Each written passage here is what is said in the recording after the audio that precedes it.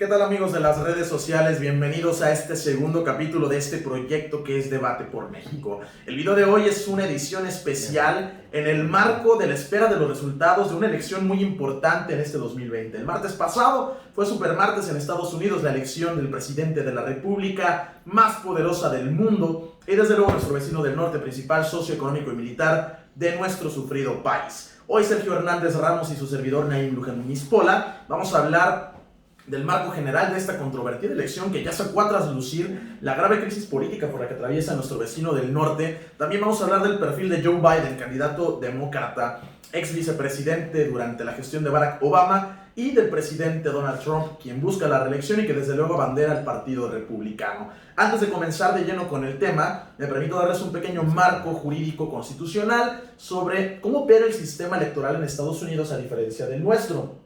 Y es que mucha gente no está familiarizada con la forma en que se elige al presidente de los Estados Unidos. En nuestro país, que tiene una república federal y representativa copia de la de los Estados Unidos plasmada en la primera Constitución mexicana, que es la de 1824, se establece que el presidente de la república llegará a ser el candidato con mayor número de votos directos. En nuestro vecino del norte esto no es así.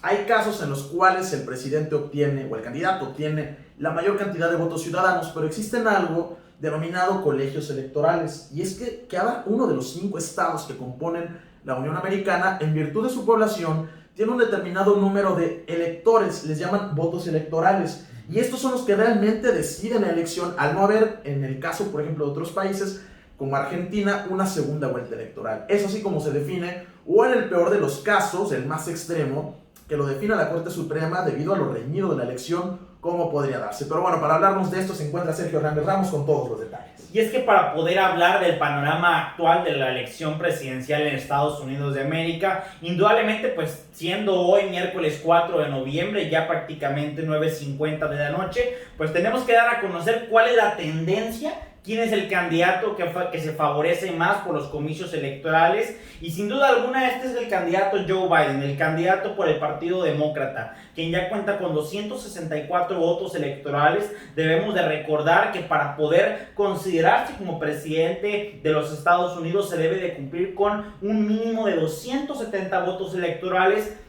Prácticamente ya la mayoría de los estados en la Unión Americana están ya definidos. Sin embargo, tenemos 4 estados como lo son Georgia, Pensilvania, Carolina del Norte, así como también el estado de Nevada, que aún manifiestan ciertas tendencias. Todavía no se cierran el cómputo de los votos electorales en cada uno de esos 4 estados. Sabemos y tenemos el conocimiento y la tendencia de que 3 de estos estados favorecen a Donald Trump, y el estado de Nevada es el que favorece a Joe Biden. Sin duda alguna debemos de comprender que teniendo Joe Biden 264 votos electorales y Nevada agregando 6 votos electorales más, sería más que suficiente para que Joe Biden fuese el presidente del próximo país más poderoso del mundo. Efectivamente, y una elección que llega en medio de la polémica porque ya desde antes del inicio de los comicios el propio presidente de los Estados Unidos, Donald Trump, acusaba de que en caso de existir fraude impugnaría la elección, que es lo que mencionaba. El último recurso sería que lo decidiera la Corte Suprema. Cosa que ya va a ser, perdón que te interrumpa, cosa que ya va a ser en el estado de Michigan. Así es, ya se antoja como la elección quizá más cerrada de los últimos años, si no es que de la historia de Estados Unidos, lo cual es una evidencia de la grave crisis política y social por la que atraviesa Estados Unidos. Y así entramos de lleno a este tema, porque en qué momento llega esta elección. Vamos a hablar de los 2 candidatos que se encuentran en pugna, Joe Biden y Donald Trump. Donald Trump, vamos a empezar por lo negativo y luego resaltamos lo positivo. Si te parece, Sergio, Donald Trump llega después de haber saltado la escena política en el 2016 como un candidato que lanzaba serias, fuertes y muy volátiles declaraciones en su cuenta de Twitter que ocasionó pues el desprecio, esta relación de amor y odio entre muchos sectores de la sociedad, no solo estadounidense sino del mundo entero. Catalogado por muchos como un xenófobo racista. Sí, esa es la realidad. Aunque sus dichos, más adelante lo vamos a ver, distan mucho de sus hechos. ¿Cómo llega Donald Trump en medio de una crisis política agravada por la crisis del coronavirus? Hay que recordar que este año le tocó el movimiento Black Lives Matter, el movimiento feminista que lo orilló a esconderse en el búnker de la Casa Blanca como no se había visto en muchísimos años, pero que también llega en medio de un descontento de ciertos grupos sociales, porque hay que recordar que Donald Trump es un candidato de derechas muy ligado a grupos evangélicos, antiaborto, ligados a la familia tradicional y desde luego también a los grupos empresariales. Te lo comentaba antes de empezar este video. Donald Trump ya era polémico desde mucho antes como empresario inmobiliario por su participación como accionista de Miss Universo o de la propia lucha libre estadounidense. Y siendo todo lo contrario, todo un referente exactamente de lo contrario que representa Donald Trump, pues es Joe Biden. Joe Biden, un político que ya cuenta con más de aproximadamente 49 años ya de experiencia durante el servicio público, fue presidente en la gestión, en la administración del vicepresidente en la administración de Barack Obama, así como también, bueno, pues es un político de izquierda progresista, muy marcada, totalmente en contra de la ideología política de Donald Trump. Es una persona, un individuo que promueve la ideología proabortista, que promueve mucho la ideología LGBT y está a favor de todos estos movimientos de izquierda progresista en los cuales pues se ha fundado todo el apoyo principal. De llegar a la presidencia, Joe Biden sería el primer, fíjate qué dato tan interesante, sería el primer presidente católico desde John F. Kennedy en la década de los 60 y el más longevo en alcanzar la presidencia de los Estados Unidos. El último que superaba la barrera de los 70 era Ronald Reagan, que fue presidente y justamente demócrata, pero de tendencias derechistas. Y fíjense que hay un dato que me parece muy relevante analizar y es el hecho, se presentaba como que Joe Biden iba a tomar el voto latino, el voto hispano, que esa iba a ser su fuerza por toda esta bola de discursos, de declaraciones polémicas hechas por el presidente Donald Trump. Sin embargo, aconteció todo lo contrario.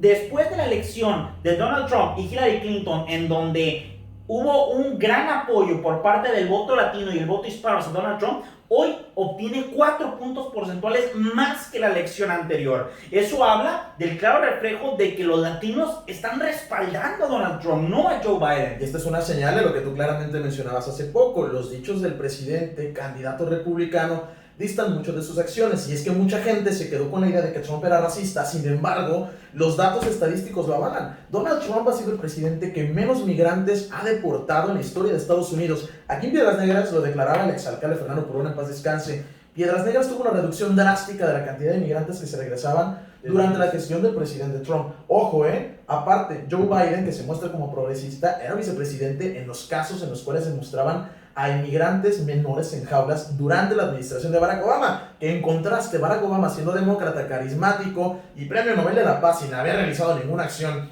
que lo meritara, lo cierto es que fue el presidente que más mexicanos y extranjeros deportó durante su gestión. Y ahora, para hablar aspectos positivos también de Donald Trump, sin duda alguna debemos hablar de los acuerdos de paz que se han logrado durante su gestión. Si mal lo recuerdo y mi memoria no me falla, durante la anterior administración, que fue una administración demócrata por parte de Barack Obama, hablábamos de los bombardeos en Siria, de los bombardeos en Yemen, de todas las guerras en Medio Oriente causados en Libia, es correcto.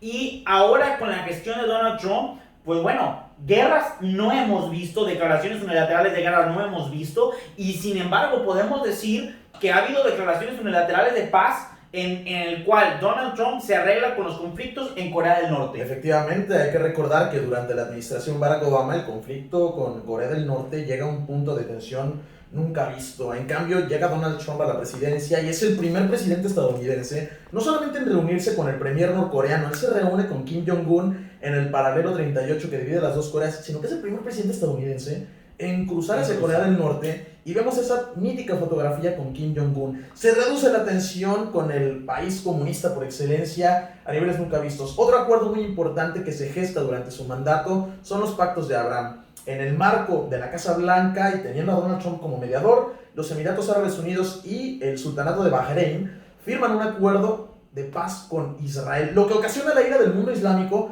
pero a Donald Trump le da puntos suficientes para tener, escucha Sergio, 4 nominaciones al Premio Nobel de la Paz. Y a eso le sumas que desde Jimmy Carter en la década de los 80s no había habido ningún presidente que no iniciara una guerra en su primer mandato. Todos los presidentes después de Jimmy Carter, George Bush padre, Bill Clinton, George Bush hijo y Barack Obama, iniciaron un conflicto armado durante su primer mandato. Donald Trump no lo hizo. Y si a eso le sumas todavía el hecho de que trasladó la embajada estadounidense de Tel Aviv a Jerusalén, reconociendo de facto la capital de Israel como la milenaria ciudad del rey David, entiendes que diplomáticamente tuvo muchísimos logros. Indudablemente, a cómo se presenta el panorama actual de las elecciones presidenciales en Estados Unidos, me parece que la tendencia va a favorecer al candidato demócrata Joe Biden. Naim, ¿cómo ves este panorama en la relación con México? ¿Afecta? ¿No nos afecta? En muchas ocasiones hemos escuchado tanto a escritores, algunos politólogos, políticos incluso manifestarse en contra de Donald Trump, pero también debo de mencionar algunos datos que me parecen importantes. Sin duda, el gran beneficiado ha sido México económicamente hablando y comercialmente hablando. No solamente por el Tratado de México, Estados Unidos y Canadá. A la hora, es correcto, a la hora de imponer aranceles al comercio chino, que era comercio relativamente injusto, no relativamente, era comercio fundamentalmente injusto, pues el principal beneficiado aquí fue México para con el comercio de Estados Unidos. No queremos, y creo que ese es un punto en el que creo que puedo hablar por los dos. Claro. Deseamos compartir objetividad en todos los videos, pero debemos de dejar un punto muy en claro. Creo que las declaraciones de Donald Trump distan mucho de los hechos que ha hecho durante todo su gobierno. Y justamente se presenta una cuestión muy paradójica, que es que un presidente de ideas derechistas, es decir, tradicionalista y conservador, tiene una excelente relación con el presidente de México, Andrés Manuel López Obrador, que es de izquierda, de extrema izquierda, me atrevo a decirlo, ¿no? Heredero de los partidos comunistas y socialistas de nuestro país, y que en la más reciente visita de López Obrador a la Casa Blanca, ambos comparten una serie de elogios mutuos. Y lo cierto es que, como tú lo mencionas, el gran beneficiado de la presidencia de Donald Trump ha sido México por el tema económico, por el tema migratorio. Y es que ustedes recordarán que a principios del año 2018 tuvimos una caravana de 5,000 migrantes que se personó afuera de la frontera con Guatemala. Si Donald Trump no le dice al presidente mexicano, necesito que me pongas freno a esos migrantes, tendríamos un caos. Y es donde entra lo que tú mencionas del discurso racista. A ver, hay que entender el concepto de soberanía. El concepto de soberanía, Sergio, y lo voy a poner como una analogía muy sencilla para que lo comprendan.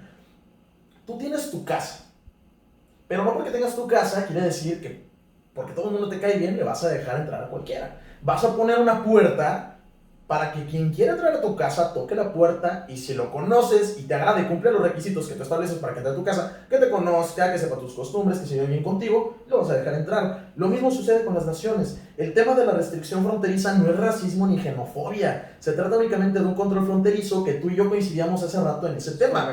Donald Trump no dice, o mejor dicho, aparenta decirlo, pero en realidad dice, oye, ok, sí, vamos a permitir la migración, pero hay que regularla. Claro. Y bueno, finalmente, para poder concluir esta temática, creo que podemos abordarla por muchísimas áreas. Hay muchas aristas que tratar: el tema de la salud, el tema de la pandemia, el tema de la seguridad, el control migratorio. Hay muchísimas aristas y temas que tocar en estas elecciones, pero sí me gustaría enfocarnos ya en una conclusión. ¿Qué le espera a Estados Unidos y qué le espera a México? Yo creo que a Estados Unidos, en el caso de que gane Biden, le espera una reestructuración social. Y obviamente tener una ideología muy distinta a la de Donald Trump hará retroceder ciertos pasos que dio, por ejemplo, a favor de la familia, a favor del derecho a la vida, pero también a favor de su política de no intervención. Acuérdate que Joe Biden es un candidato globalista que abiertamente se ha manifestado a favor del globalismo. Donald Trump, acuérdate que se salió de la OMS y quitó el financiamiento a la ONU porque dijo que no estaban respetando los valores que le dieron origen a esta organización hace 75 años. Y de la OMS y del Acuerdo de París Así y de muchos organismos internacionales. Viene una reestructuración interna en Estados Unidos en el caso de que gane Biden. En el caso de la relación con México, pienso que el presidente López Obrador tendrá muchas razones para establecer acuerdos debido a que comparten afinidad ideológica. Sin embargo, económicamente no. Y con el tema de la migración, que insisto, si no llega Trump a decirle a López Obrador, tienes que ponerme la Guardia Nacional en la frontera, se nos hace una bronca mayor, ¿eh? Así es, pero después podríamos hablar de migración. Creo, y en conclusión, Sergio, lo que tendrá que hacer el presidente de la República, gane quien gane, será refrendar los lazos de cooperación y amistad. Aquí no vamos a discutir que si nos han puesto la bota en el cuello, porque yo también me pongo medio chairo y chauvinista y digo que desde 1848 no nos hemos quitado el yugo de los yanquis. No. Yéndonos a la realidad y a la geopolítica y a la diplomacia, el presidente Andrés Manuel López Obrador tendrá que reconocer al presidente que gane, claro, y tendrá que sentarse a dialogar con él, porque finalmente es, como ya lo mencionamos al principio, nuestro principal socio comercial, nuestro principal socio militar. Estamos viviendo en la frontera donde hay una amplia cantidad de población que fluctúa entre ambos países. Todos los días cruzan a Estados Unidos y vienen porque son residentes de ambos países. También vamos a ver el tema de cómo vamos a solucionar los casos de COVID y si ya se van a permitir los cruces no esenciales. Eso me parece que es lo que tiene que quedar en la agenda cuando se define el nuevo presidente. Haciendo una síntesis, creo que Joe Biden representa, como tú bien lo mencionabas y comparto tu opinión, una reestructuración en todos los sentidos. Sí. Es todo lo contrario, no solamente ideológicamente, sino política y económicamente y socialmente a Donald Trump. Donald Trump, si llegase a ganar, sea por comicios electorales o a través de la Corte Suprema, indudablemente representa la continuidad Así de es. lo que ya hemos venido viendo, nada más. Creo que indudablemente a México le tiene que ir bien, México tiene que ser inteligente, establecer lazos, como tú bien lo mencionabas, crear vínculo con ambos candidatos, porque Sí. aún ambos son candidatos, crear vínculo comercial, económico y político, porque al final de cuentas, y lamentablemente tenemos que decirlo de esta manera para ser objetivos, si le va bien a Estados Unidos, le va bien a México. Porque Gracias nuestro comercio depende de él. Y es que realmente gracias a Donald Trump, insisto, a México creo que relativamente le ha ido muy bien. No quisiera concluir este video sin antes invitarlos de verdad a los que nos están viendo a que participen. Menciónenos en los comentarios, ya sea a través de nuestro enlace de YouTube, así como de nuestra página en Facebook, qué temas les gustaría que platicáramos. Les gustaría que tuviéramos invitados. Yo platicaba con un economista hace poco y me mencionaba la posibilidad de que habláramos de la economía en tiempos del COVID. ¿Qué temas les gustaría a ustedes que platicáramos al mejor estilo, como siempre lo hacemos ya Sergio y yo? Unas cervecitas, una manera muy amena de platicarlo, pero desde luego con la objetividad y seriedad que ustedes, nuestros visores o nuestros suscriptores, se merecen. Claro, y no hay que olvidar que siempre hay que debatir por México. Hay que debatir por México.